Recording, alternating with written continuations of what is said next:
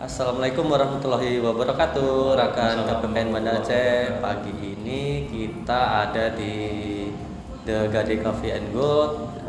Ini kafe dari PT Pegadaian Syariah Banda Aceh. Jadi kita pagi ini mau ngobrol-ngobrol nih Pak. Kita berbagi pengalaman lah Pak ya, gitu kan. Mas Nur. Jadi saya tadi dapat informasi katanya Bapak hari ini berulang tahun Pak ya? Iya, insya Allah, amin. Alhamdulillah. Semoga sehat selalu Pak. Mudah-mudahan selalu berkah, selalu sehat. Amin. Terima kasih. Sudah usia keberapa Pak? Mohon maaf Pak. 58. 58 ya Allah. Tapi sudah. kalau di aplikasi OA 57 tahun 365 hari. Oh ya. Sama aja Pak ya, 58 ya. Berarti 58 itu sudah mendekati ibaratnya garis finish gitu Pak ya untuk karir di kantor gitu Pak ya. Pensiunnya 58 Mas. Tapi nanti mulai 1 November 2022 sudah masuki masa tugas. Untuk karir sendiri Pak, dari mulai awal sampai sekarang itu secara total sudah berapa tahun itu Pak? 38 tahun 37 tahun 8 bulan. 37,8 itu Iya. sudah hampir sama dengan usia saya teman-teman. Jadi Mas Nur berapa sekarang? saya itu usianya 19 Pak. 19. Ya, 19 tahun yang lalu usia saya 19 tahun Pak. Gitu. Kali dua. Ya, 19 kali 2 gitu ya. 19 Jadi nanti tahun. teman-teman bisa hitung sendiri gitu. Oke.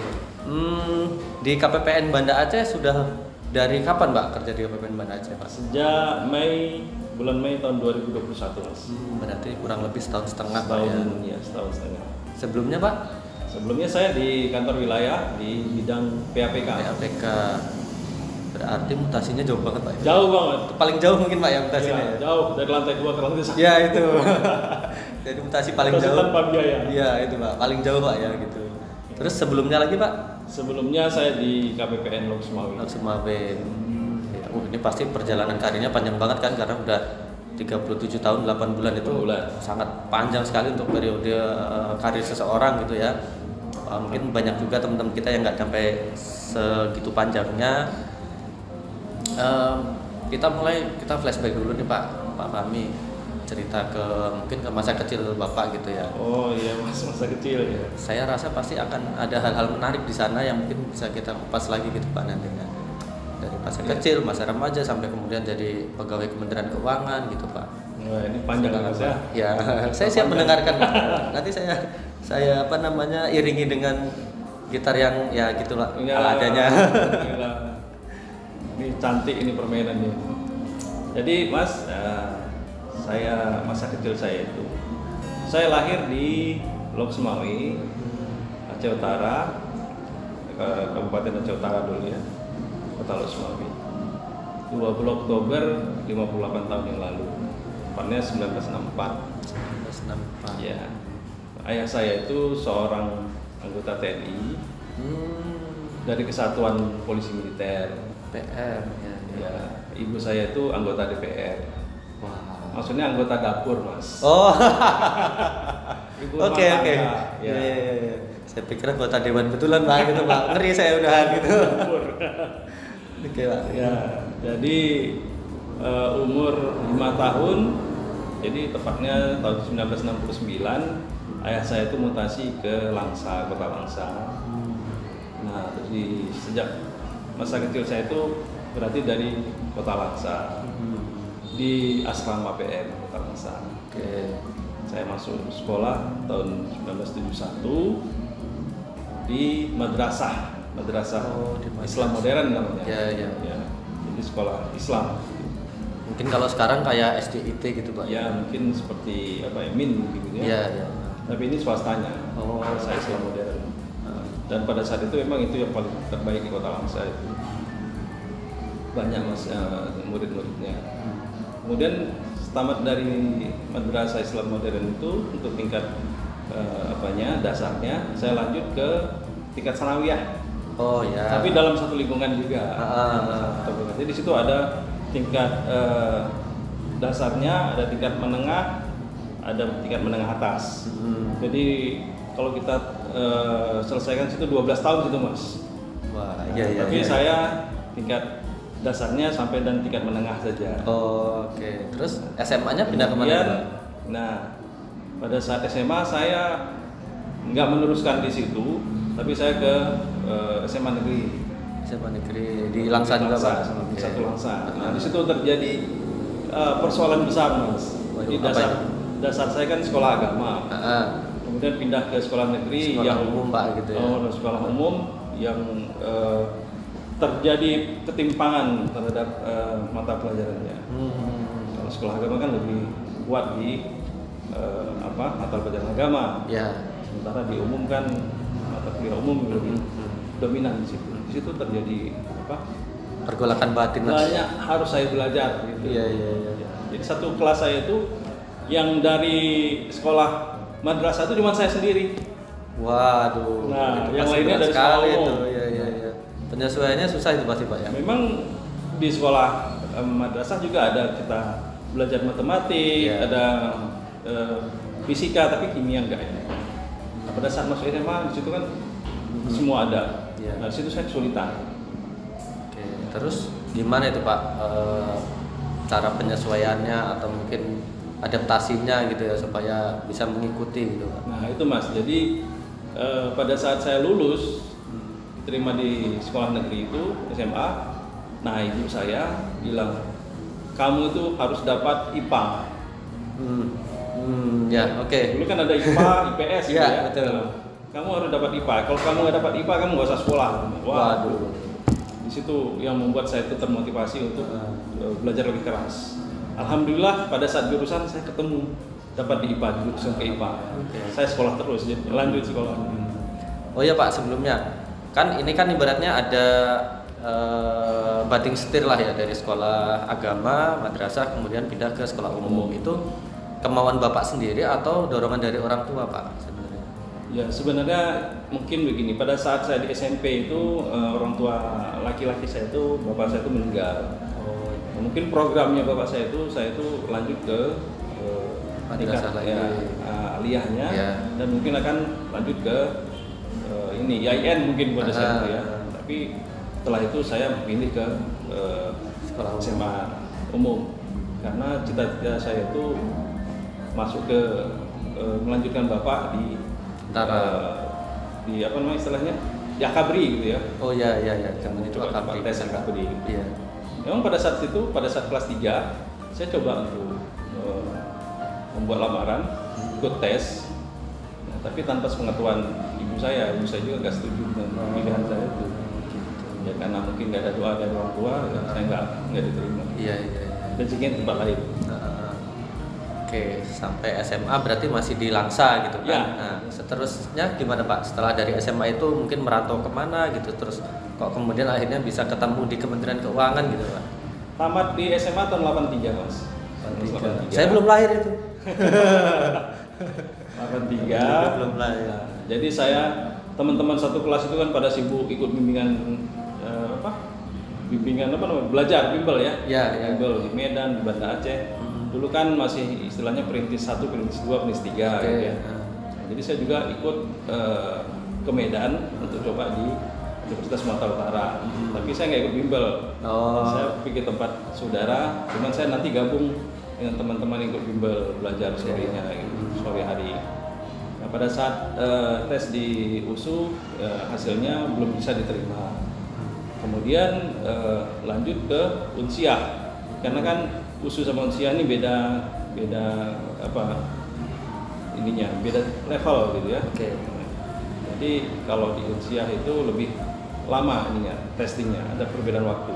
Sehingga saya bisa ikut juga tes di Unsiah. Saya tes di Unsiah juga belum bisa diterima. Jadi setelah itu saya nganggur itu di rumah sekitar 2 bulan. 2 bulan itu penuh nganggur. Ya, akhirnya bulan ketiga itu ada bapak teman saya yang di SMA itu menawarkan untuk bekerja di penyalur semen Andalas. Jadi sebagai distributor gitu kan, satu kabupaten. Alhamdulillah saya setuju dan alhamdulillah saya bisa kerja di sini. Sebelum saya diterima di Kementerian Keuangan. Oh, jadi sudah ada pengalaman bekerja Pak yang malahan ya? Lebih dari 1 tahun. Nah, setelah saya kerja di penyalur semen itu ada pengumuman dari Depnaker waktu itu ya. Depnaker membuka peluang untuk jadi PNS di Kementerian Keuangan, Departemen Keuangan dulu namanya. Oh, jadi lewat pengumumannya lewat Demnaker, Pak Demnaker. ya. Dan itu yang kasih tahu sama saya itu ya teman saya sendiri. Saya nggak tahu. Ada datang ke kantor bilang ini ada pembukaan pegawai nih di Departemen Keuangan, ikut. Saya coba-coba gitu. Alhamdulillah waktu diumumkan saya diterima, rezeki saya mungkin di situ. Nah, itu tesnya di mana Pak waktu itu, Pak? Tesnya di Universitas Samudra. Di Medan? Enggak, di Langsa juga. Oh, di Langsa. Di Langsa juga. Jadi diikuti oleh banyak orang lah. Lebih dari hampir 1000-an. Iya. Dan yang lulus itu hanya 6 orang, Mas. Masya Allah, luar biasa Pak berarti ya. Ya, alhamdulillah nama saya Dari 15.000 itu, wah pokoknya sangat luar biasa banget itu Pak. Dan memang pada saat itu saya memang nggak berharap gitu, karena saya udah punya kerjaan gitu kan. Oh iya. Jadi saya tes aja gitu. Uh, Tapi ya mungkin itulah rezeki saya nggak Iya. di kampus, tapi rezekinya langsung dapat kerjaan. berarti tahun 8 Tahun 84 tesnya. 84 Pak ya. Tapi harus masuk kerja tanggal 7 Januari 1985. 85. Ya. Usia pada saat itu 20 tahun. 20 ya Pak ya. 85. Nah itu saya baru 1 tahun Pak kerja. Belum 1 tahun malah kalau Januari itu. Jadi 85. Terus kemudian penempatan pertamanya di mana itu Pak? Penempatan pertama di KPN Langsa, namanya Kantor Perbendaharaan Negara Langsa. Oh, langsung di Langsa tapi Pak ya enggak. Nah itu ada yang menjadi pergolakan juga Mas. Pada saat penerimaan gaji pertama itu ya. Gaji Berapa pertama, itu Pak? Kalau boleh tahu Pak? 44.400. 4.400 di tahun itu ya teman-teman ya. Kalau tahun sekarang ya segitulah ya. 4.400 itu CPNS. Pada saat saya kerja itu ya, saya sudah menerima gaji yang lebih tinggi Mas, udah di atas 100.000. Oh iya. Nah, jadi pada saat saya terima gaji pertama itu sebesar itu, kaget juga Pak ya. Saya ngomong sama ibu saya bilang, Bu, ini gaji saya di ini CPNS pegawai negeri. mana nih, saya bilang. Ibu saya bilang, udah nggak apa-apa, lanjut aja, nanti kan gaji pegawai negeri kan naik terus terus. Udah nggak apa-apa, ambil aja katanya. Kalau dari saya membandingkan seperti itu mungkin ya bagusnya di swasta aja kan gitu. Tapi karena dorongan dari ibu, doa dari ibu, milih PNS terus. Jadi tadi 85 gajinya sebesar itu. Terus setelah di situ berapa lama Pak di Langsa tadi Pak? Di Langsa itu saya hampir 21 tahun Mas. Di KPN Langsa itu? Iya. Berarti jadi sampai muter-muter di situ, pindah-pindah seksi saja. Dari pangkat 2A sampai saya pangkatnya 3C. Wah. Masuk 3C. Wah, itu udah, kalau saya udah bosen banget itu Pak. Melotok. Iya. Udah ada satkertanya tinggal gitu aja Pak, udah tahu gitu ya. Iya, nggak pernah pindah-pindah. Cuman pindah-pindah di antar seksi aja. Tetap di Langsa. Berarti sampai tahun 90 tahun 2006. Oh 2006 sampai 2006. Iya. Kalau saya kepingin Mas, pada saat masih belum menikah itu saya kepingin tuh pindah kemanapun saya mau. Ke Irian Jaya pada saat itu masih Irian ya. Saya mau, tapi ya nggak dipindah-pindah. Nah pada saat saya udah nggak mau pindah, malah dipindah. Kemana Pak habis itu Pak? Habis ke Langsa itu? Pertama saya mutasi, bukan promosi ya. Mutasi dengan levelnya korpel dulu waktu itu. Iya. Asumsi ya. Ya, eselon 5 itu. Eselon 5A. Ya. 5A ya. Ya. Pindah ke Bukit Tinggi. Sumatera Barat. Oke. Tapi yang anehnya saya nggak lama di sana Bukit Tinggi. Berapa lama Pak? Cuma 3 bulan Mas. Loh, terus kemana lagi? Dari Agustus saya masuk ke Bukit Tinggi, Oktober saya udah pindah. Nah, pindah saya yang kali ini saya promosi ke Melabu, Aceh Barat. Jadi kepala seksi verifikasi akuntansi. Wih, sama kayak saya. Ya. Oke. Nah, dan alhamdulillah di Melabu juga saya nggak lama Mas. Hanya 8 bulan. 8 bulan. Karena ada buka KPPN percontohan pada saat itu. Ya, saya ikut 2007 Pak ya? Ya, 2007. Oke. Saya masih alhamdulillah CPNS. saya lewat, lulus. Jadi saya di 1 tahun 3 SK Mas. Ya, dari Bukit Tinggi, kemudian ke Melabuh, terus pindah ke Banda Aceh. Ke Banda Aceh. KPPN percontohan Banda Aceh. KPPN Banda Aceh. Itu berarti salah satu dari berapa ya kalau waktu itu kalau nggak salah berapa belas gitu Pak ya percontohan gitu. Iya. Kami yang keduanya. Oh yang kedua tahap 2 Pak. Tahap 2-nya. Oke, saya waktu itu 2007 itu saya masih CPNS Pak, saya di Gorontalo waktu itu di KPPN kan, kemudian karena percontohan tahap 1 saya diusir ke Kanwil Pak, karena masih CPNS jadi nggak bisa ikut kan gitu, gitu Pak. 2007-an gitu Pak ya. Oke, di Banda Aceh terus kemana lagi Pak? Di Banda Aceh saya selama 3 tahun, hampir 3 tahun lah, 2 tahun 8 bulan. Saya mutasi ke KPPN Bandung 1. Bandung 1. Oh sebelumnya ini Pak, waktu di KPPN Banda Aceh itu sebagai Kepala Seksi Bank. Seksi Bank, Iya. oke, Vera ke Bank. Oke, Iya. terus ke Bandung 1? Bandung 1 Kepala Seksi Pencarian Dana. Pencarian dana, oke lengkap. Terus di Bandung satunya berapa lama Pak itu Pak? Bandung 1 saya nggak lama, 8 bulan juga. 8 bulan. Jadi Luar biasa. mungkin kompensasi Mas ya, kompensasi. Pada saat saya 21 tahun di Langsa itu nggak kemana-mana. Dan setelah dapat mutasi-mutasi ini saya Nggak usah lama-lama gitu Pak ya, langsung pindah-pindah aja gitu ya. 8 bulan pindah, 8 bulan pindah gitu, setahun Karena dikit pindah gitu. saya ingat ada orang bilang pepatah mungkin ya. Kalau cepat itu ada yang dikejar, lambat itu ada yang ditunggu gitu. Oh iya, Begitu. bener Pak, bener Pak. Bandung 1 di Bandung berarti di tahun itu mungkin masih adem Pak ya kalau di Bandung ya. Iya. Mas Tahun 2010 2010. di Asia Afrika ya, untuk keuangan negara. Iya, iya. Oke, Saya di seksi PD waktu itu. seksi PD. Terus dari Bandung 1 8 bulan kemudian kemana Pak? Nah, pada saat masuk di Bandung 1 itu teman-teman Bandung 1 bilang, Pak, tanda tangan Bapak gimana? Katanya. Saya kan di seksi PD, tanda tangan SP2D. Iya. Oh, ingat Pak, waktu itu SP2D mana masih contohnya? hard copy, Gitu? ya? Contoh, rupanya tanda tangan saya dibilang tuh terlalu panjang. Iya. Aduh Pak, kalau tanda tangan Lama, Bapak Pak. seperti ini Bapak nggak akan bisa istirahat nih. Iya. Dipersingkat Pak katanya. Saya singkatkan aja. Saya singkatkan. Nah, alhamdulillah sudah tanda tangan di contoh spesimen di BI Spesimen. sudah jalan. Nah, teman-teman saya bilang gini, Pak nanti pada saat tutup tahun Bapak nggak akan pulang ke rumah, tidur di kantor. Katanya. Oke. Mungkin karena terlalu banyak Iya. SP2D-nya. Tapi emang benar Mas. Ratusan satu hari itu ratusan SP2D. Dan saya bilang begini, saya mungkin nggak sampai tahun anggaran di sini saya bilang. Mana mungkin teman-teman bilang, Bapak kan masih baru. Iya.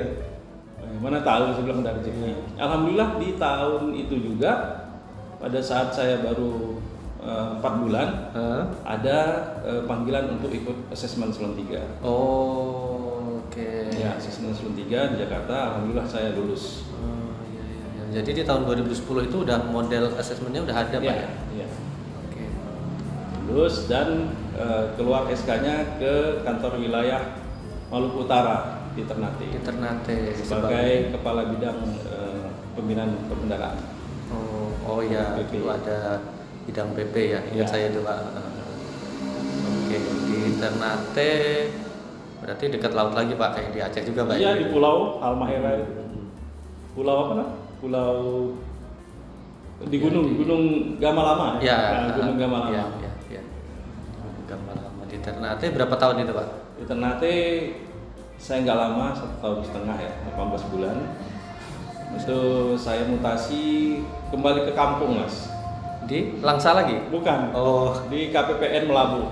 di Melabuh lagi. Oke. Dari ujung Iya. Di Melabuh. Saya juga nggak nyangka itu Mas. Terlalu jauh juga. Itu. Saya pikir masih masuk ke tengah Ya, Kalimantan, Kalimantan. atau Sulawesi gitu ya. Iya. Tapi mungkin ada pertimbangan lain sehingga saya dipulangkan. Dan seingat saya teman-teman saya yang dari Aceh semua dipulangkan Mas. Oh, Dipulangkan. Ada beberapa orang sebagai kepala KPPN di wilayah timur itu kembalikan ke Aceh semua. Saya juga ikut dikembalikan ke Aceh. 2012-an Pak itu berarti. 2012. 2012-an di Melabuh lagi ya. Di Melabuh. Terus dari Melabuh sempat melanglang buana kemana-mana, Iya. balik lagi ke Melabuh lagi. Dari Melabuh. Berarti saya dua kali Mas Melabuh itu. Dua Tempat kali. yang berbeda gitu ya. Iya.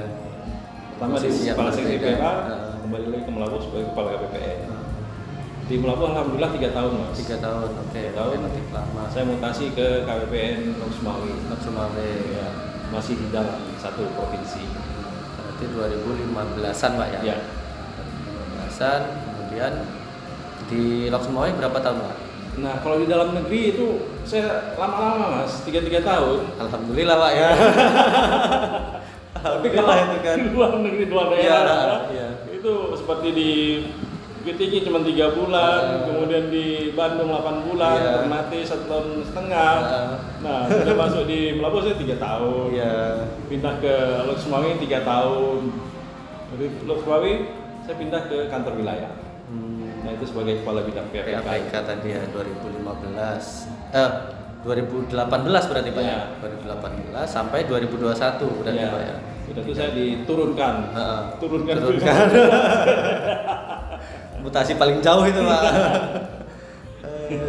Dari berarti untuk secara karir sendiri untuk posisi pekerjaan Pak ya, menurut saya itu kan pertama tadi ketika di Langsa juga sudah semua seksi sudah dijajah gitu, dijajah Pak ya.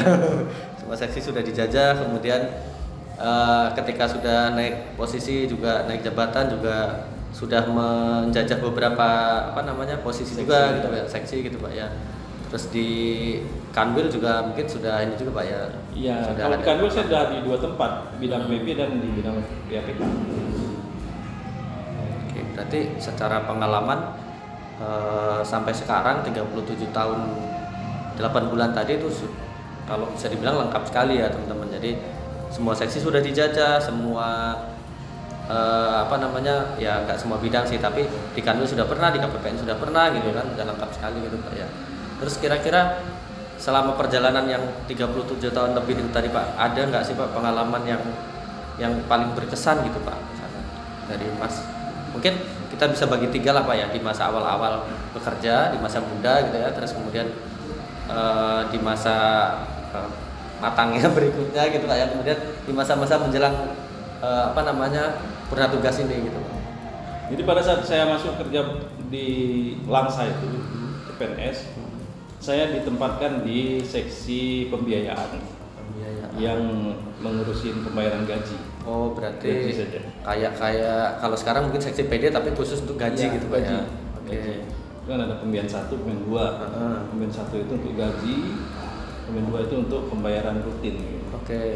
Nah, jadi pesan saya pertama itu pada saat saya sudah selesai mengkonsep SPM, dulu namanya SPP ya, SPP. Nah, SPM kan kita jadinya. Nah, sudah selesai jadi diketik SPM itu. Nah, itu saya kasih ke atasan saya. Saya kasih ke atasan saya masih dalam 5 lembar gitu ya. Ada warna biru, merah Oh muda. iya, oke. Ya, gitu kan. Nah, kan itu Ingat, sudah Pak, diketik ingat, itu. Pak. Iya. Ketik, belum pakai komputer kan? Ah. Masih diketik jari. Nah, saya serahkan. Terus atasan saya bilang, "Ya sudah kamu jahit," katanya. Nah, kamu jahit. Saya bingung, saya bawa itu SPM sama konsepnya. Mana benangnya? Mana jarumnya? Saya bilang. Oh, saya suruh jahit, gimana cara jahitnya ini? Karena dalam pikiran saya jahit itu seperti itu. Iya. Benang ada jarumnya gitu. Nah, terus saya tanya lah sama teman itu, sama abang-abang yang udah senior, "Bang, ini tadi saya disuruh jahit SPM ini gimana Bang? Ada jarumnya," saya bilang gitu. Gampang itu pada ketawa. Iya. Ya, kita masih baru kan belum tahu apa. Nah, dia jahitin saya jahit itu rupanya dikoyak-koyak, diklip-klip gitu. Iya. Nah, oh gitu namanya jahit. Itu pengalaman pertama itu yang lucu gitu ya. Iya. Menarik sih Pak, karena di era itu kan memang semuanya masih manual semua Pak ya. Terus yang saya ingat dulu kayak SP2D pun itu kan ada beberapa lembar gitu kan yang tembusannya untuk bank, satunya untuk satker gitu Pak ya, satu untuk pertinggal kita gitu ya. Saya ingat waktu itu ini Pak, waktu pertama-tama di KPPN itu saya diminta untuk ngecap itu Pak, ngecap yang cap timbul. Cap timbul itu Pak, SP2D itu. Sakit Pak rupanya. Itu ya itulah ya teman-teman ya, sekarang semuanya serba Sekarang elektronik, serba alhamdulillah digital sudah. gitu kan. Iya. Kalau dulu ya semuanya serba manual gitu. Ya butuh kreativitas juga Pak ya untuk bisa cepat selesai pekerjaan yang harus bagi-bagi kertas itu tadi Pak. Ya. Kadang-kadang slip juga itu. Kalau kita lupa-lupa dengan lembar-lembarnya itu bisa salah-salah juga itu. Bisa ketukar posisi gitu Pak ya. Oke, itu di masa awal Pak. Terus kemudian di masa-masa pertengahan setelah promosi deh Pak, mungkin pas promosi di eselon 4-nya ataupun di eselon 3-nya gitu, ada pengalaman yang Ya, menarik? senangnya kalau dengan mutasi itu kita banyak dapat pengalaman Mas ya. Kita bisa melihat Indonesia ini. Betul. Indonesia ternyata ini luas itu. Iya. Nah, dengan banyak kita bergaul dengan orang-orang yang tidak satu apa sama kita kan, kita dapat Tidak satu pengalaman. budaya misalnya gitu Iya, Pak ya. seperti saya ke timur sana itu saya bergaul sama orang Buton, saya bergaul sama orang Makassar, orang Manado, orang Papua. Jadi kan beda ini ya. Beda kultur Pak. Ya pasti. gitu. Sehingga memperkaya kita itu. Ya, kita ini Indonesia gitu. Nah, itu salah satu keunggulan daripada mutasi itu. Sudah itu juga pengalaman wawasan kita makin luas. Ya, bukan hanya tingkat apanya, tapi juga kita sendiri ya, tour of duty itu, Iya. itu lebih bagus supaya tidak jenuh gitu ya. Iya. Dengan rutinitas pekerjaan.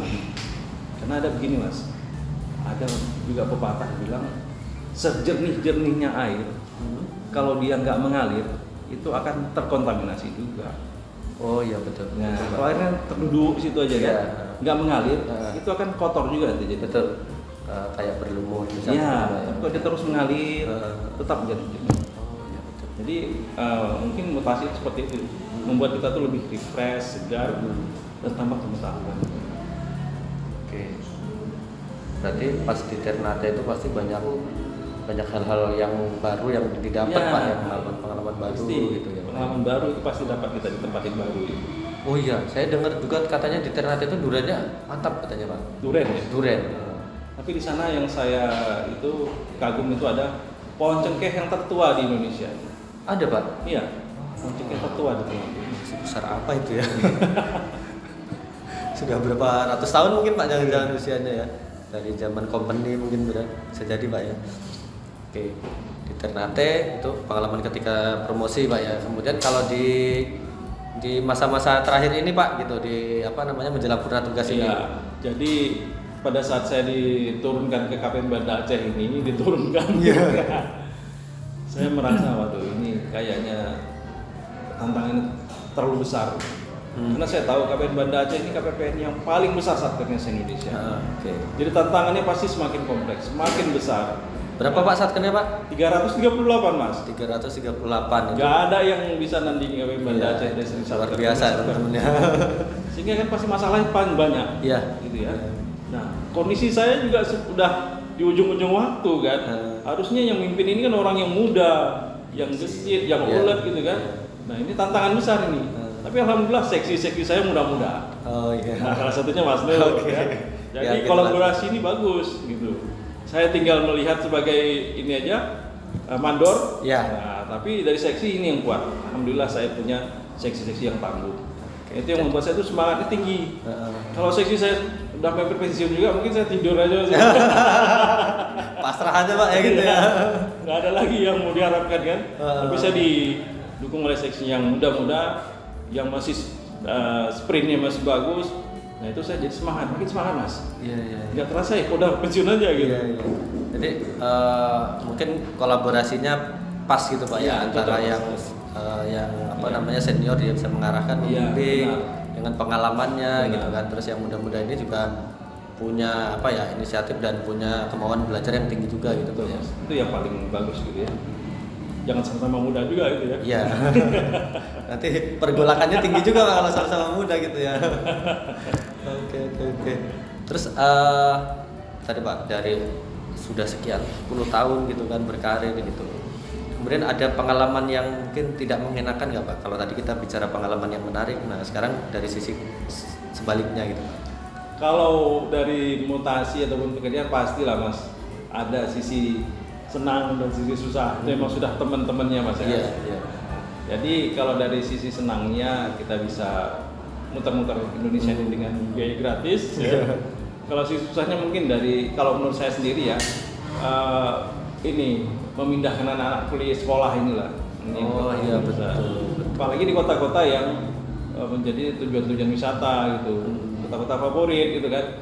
Nah ini luar biasa tantangannya ini untuk masuk sekolah anak-anak. Mungkin di situ pengalaman yang membuat agak berat lah. Berarti itu ketika yang ke Bandung Pak ya? Ke Bukit Tinggi. Oh, ke Bukit Bukit Tinggi Tinggi. dan Bandung ya. Heeh. Nah, itu memberikan sekolah anak-anak itu Iya, iya. luar biasa. Iya sih, memilih sekolah yang kita di daerah yang kita belum tahu sama sekali gitu kan namanya. Terus ya itulah, saya juga merasakan sih Pak. Kalau masih ya di tahap yang Kalau kita sendiri ya enak-enak aja ya, tapi kan nggak mungkin kita Iya, tinggal keluarga. betul. Apalagi masih dalam kondisi yang kecil-kecil. Oke. Jadi eh, sampai ke apa istilahnya dari Langsa terus kemudian kemana-mana tadi sampai akhirnya finish di Banda Aceh nih Pak. Ya insya Allah ini Banda Aceh. Sebelum kita akhiri obrolan ini saya pengen ini Pak minta mungkin apa ya kalau boleh dikata wejangan atau tipsnya gitu Pak ya. Gimana sih kita supaya yang muda-muda ini bisa berkarir dengan sekian lama dan bisa bertahan dengan banyak kultur kemudian banyak lingkungan yang pasti semuanya itu kan menuntut banyak hal juga gitu Pak ya. Misalnya penyesuaian dengan rekan kerja, atasan dan seterusnya gitu Pak. Kalau dari Pak Fahmi sendiri gimana Pak kira-kira? Tips buat saya gitu Pak. Oh iya, buat Mas dan buat teman-teman semuanya ya. Dari sisi pengalaman mungkin ya, nanti juga Mas juga merasakan ya, seiring dengan waktu nanti putar-putar juga di Indonesia ini. Cuman yang ingin saya ingatkan, dimanapun kita ditempatkan itu adalah tempat kita belajar. Dimanapun itu, tempat kita mencari ilmu, tempat kita memperkuat kemampuan kita. Ya. Kemudian dan ingat, siapapun itu adalah guru. Jadi jangan milih-milih orang karena mereka itu punya kelebihan dan kekurangan masing-masing. Oke. Siapapun itu punya informasi yang baik. Jadi ambil yang baik, tinggalkan yang buruk. Ya. Mungkin itu ya yang bisa sampaikan. Jadi jangan milih-milih orang dalam dalam bergaul gitu ya. Pasti ada sisi baik dari orang itu. Wah, luar biasa. Jadi yang muda-muda juga harus banyak belajar ya teman-teman dari pengalaman bapak-bapak kita gitu ya, para pendahulu kita gitu, supaya pengalaman beliau-beliau ini yang luar biasa tadi itu bisa kita petik pelajarannya gitu ya, dan kita bisa aplikasikan gitu kan. Dari hal-hal yang baik kita bisa tiru, kemudian mungkin kalau ada tadi misalnya hal-hal yang dukanya itu bisa kita ambil hikmahnya supaya mudah-mudahan kita tidak mengalami hal-hal yang seperti itu gitu ya. Oke, mungkin obrolan kita segitu aja dulu Pak ya. Kita sudah cukup lama ini kita ngobrol. Ini minumannya sampai agak dingin kayaknya Pak, belum kita minum. Jadi segitu dulu teman-teman obrolan kita kali ini di The Gade Coffee and Gold, sebuah kafe UMKM milik dari PT Pegadaian Syariah. Mudah-mudahan kita bisa ketemu lagi di obrolan kita selanjutnya. Selamat pagi, assalamualaikum warahmatullahi wabarakatuh. Waalaikumsalam warahmatullahi wabarakatuh. Ini saya sampai lupa tadi mau mainin lagu apa gitu, saking terpesonanya dengan cerita Bapak gitu Pak.